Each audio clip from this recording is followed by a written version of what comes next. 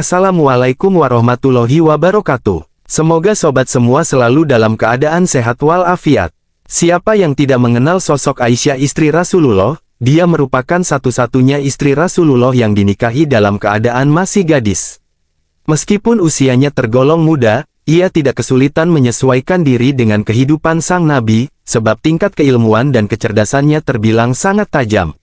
Tidak dapat disembunyikan lagi betapa cintanya Rasulullah kepada Aisyah. Apabila seseorang bertanya kepada beliau, siapakah yang paling beliau cintai? Pasti jawabannya, Aisyah.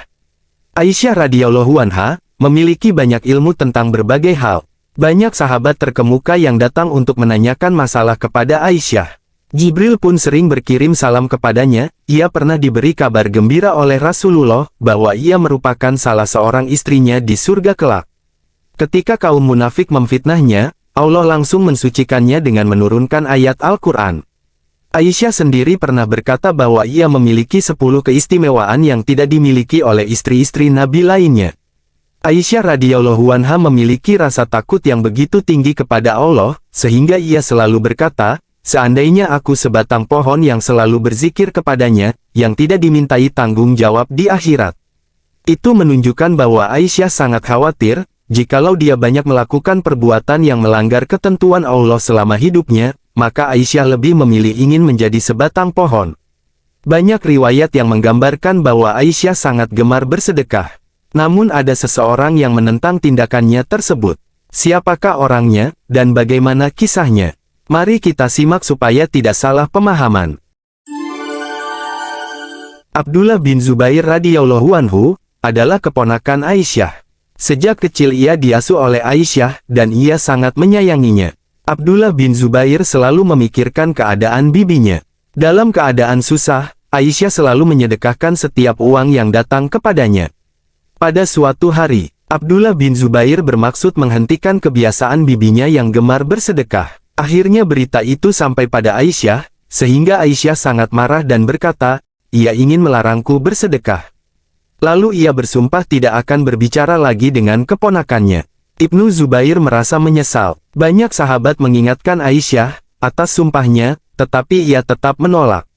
Akhirnya, karena sangat cemas, Abdullah bin Zubair meminta bantuan kedua cucu Rasulullah, yaitu Hasan dan Husain. Keduanya mengunjungi Aisyah dan meminta izin masuk ke kamarnya. Sedangkan Abdullah bin Zubair diam-diam mengikutinya. Ketika kedua cucu Nabi itu telah duduk di balik hijab dan Aisyah juga duduk di balik hijabnya, maka terjadilah pembicaraan di antara mereka. Pada saat itulah Abdullah bin Zubair masuk ke dalam hijab dan langsung memeluk bibinya, seraya menangis meminta maaf. Hasan dan Husain pun membela Abdullah bin Zubair, dan mengingatkan Aisyah tentang hadits Nabi Shallallahu Alaihi Wasallam mengenai larangan memutuskan pembicaraan terhadap sesama muslim dan ancamannya. Setelah dibacakan hadis itu berulang kali, Aisyah bersedia memaafkan keponakannya, ia pun menangis terisak-isak. Dan ia mulai berbicara dengan Abdullah bin Zubair. Sebagai tebusan sumpahnya, ia terus-menerus membebaskan hamba-hambanya hingga 40 hamba sahaya yang ia merdekakan. Jika ia teringat perbuatannya, membatalkan sumpah itu, ia menangis sehingga air matanya membasahi kainnya. Riwayat Bukhari.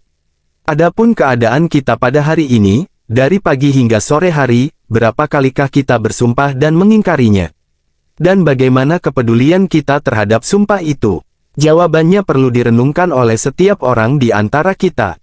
Sebab, barang siapa yang setiap saat dapat mendampingi dan mengingatkannya, bagi mereka yang dalam hatinya ada kebesaran Allah dan telah berjanji kepada Allah, maka ia akan merasa penting menunaikan janjinya. Tanyakanlah, bagaimana hati mereka jika tidak menunaikan janji tersebut? Itulah sebabnya, jika Aisyah mengingat sumpahnya, ia akan menangis. Itulah kisah kegemaran bersedekah dari Aisyah yang ditentang oleh keponakannya, yaitu Abdullah bin Zubair, bukan karena benci, namun karena sangat sayang dan peduli kepada Aisyah. Semoga kisah tersebut menjadi inspirasi dan contoh kepada kita, agar selalu berbuat baik kepada semua orang dan tidak saling membenci sesama muslim.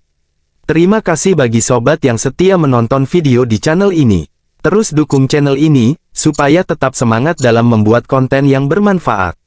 Wassalamualaikum warahmatullahi wabarakatuh.